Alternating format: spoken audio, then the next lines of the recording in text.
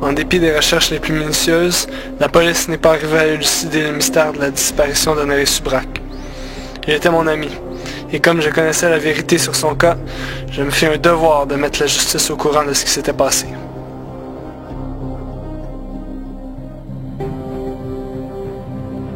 Alors, monsieur, vous avez la parole pour donner votre version des faits sur la disparition d'Honoré Subrac.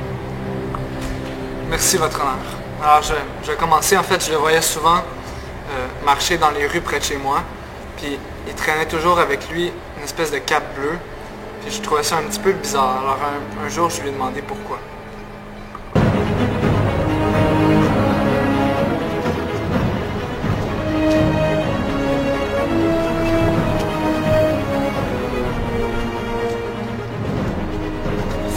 Monsieur, excusez mon impolitesse, mais pourquoi est-ce que vous traînez toujours ce drap avec vous? Vous voyez, ce n'est pas que ça, c'est aussi une cape. Je la porte depuis 25 ans et ça me porte bonheur. Monsieur, non, j'aimerais... S'il vous plaît, non, il faut que je parte. Peu à peu, on a commencé à se fréquenter un peu plus souvent. Une nuit où je rentrais tard chez moi, j'ai entendu une voix qui m'appelait et qui semblait venir du mur que je longeais.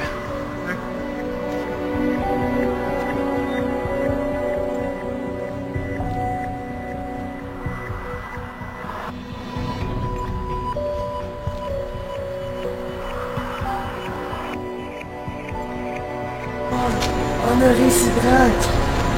C'est ça. C'est moi. Viens m'aider.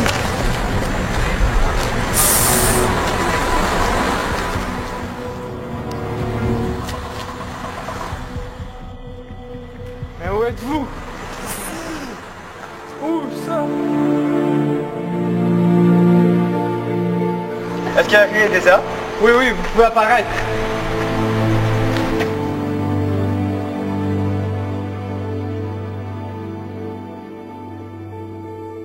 Ah, je vous surprends, n'est-ce pas? Au moins vous savez à quoi sert cette misérable cape bleue. Pourtant, vous avez l'air si mystifié quant à l'explication de ce qui vient de se produire. En effet, c'est bien simple. Vous voyez, chaque animal qui ne peut se défendre a reçu le don de se camoufler. Et les humains ne font pas l'exception. Ne traquez jamais un enfant lorsque sa mère vient le chercher pour le gronder. Cela est inutile car vous ne trouverez point. Ceci peut me servir en n'importe quel instant. Je suis traqué sans cesse. Tout ça a commencé dans des temps quand mon esprit était plus vif.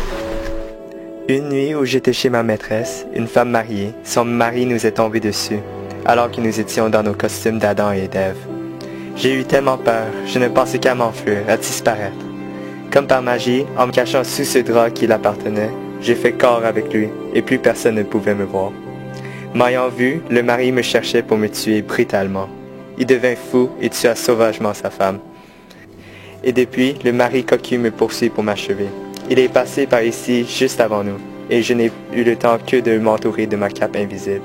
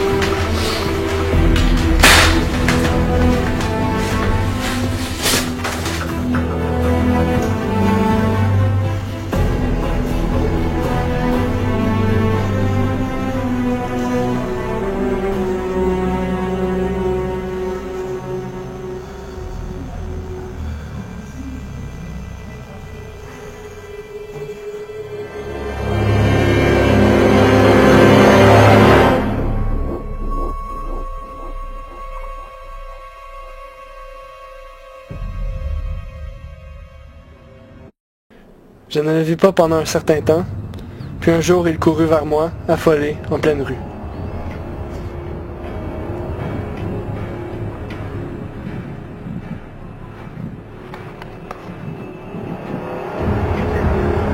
J'ai pris mon but du départ. Il est atrocement. Tout ce qu'il vous reste à faire, c'est de partir le plus loin possible dans un trou en campagne.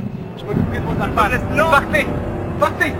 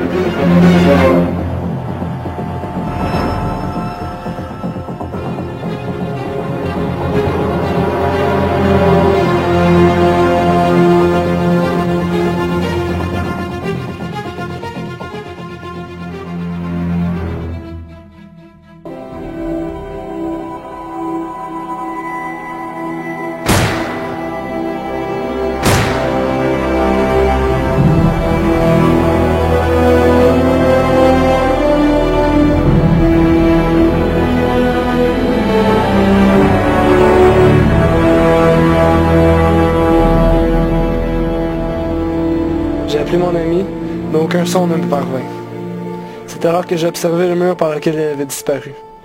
Je me suis rendu compte qu'une des balles était rentrée dans le mur à la hauteur du cœur et une dans les contours de ce que j'ai pris pour un visage. Au toucher, le mur était tiède. Voilà, j'ai fini mon récit. Voici ce qui est vraiment arrivé. Vous y croirez peut-être pas, mais je suis prêt à le défendre jusqu'à ma mort.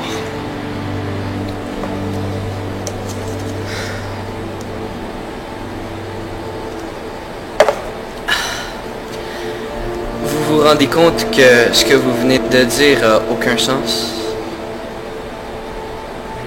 Oui, absolument. C'est pour ça que je voulais que vous l'entendiez.